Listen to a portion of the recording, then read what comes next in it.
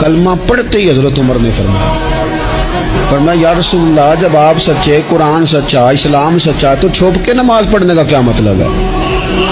فرمایا ابھی تعداد ہی کوئی نہیں، 40 تو مسلمان ہیں۔ عرض کی حضور مہربانی کریں نا، آپ صرف اجازت دیں۔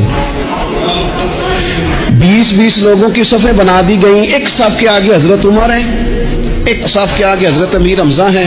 جناب عمر کہنے لگے چونکہ آپ اللہ کے رسول ہیں تو لہٰذا نماز بھی آج اللہ کے گھر میں پڑھی جائے گی۔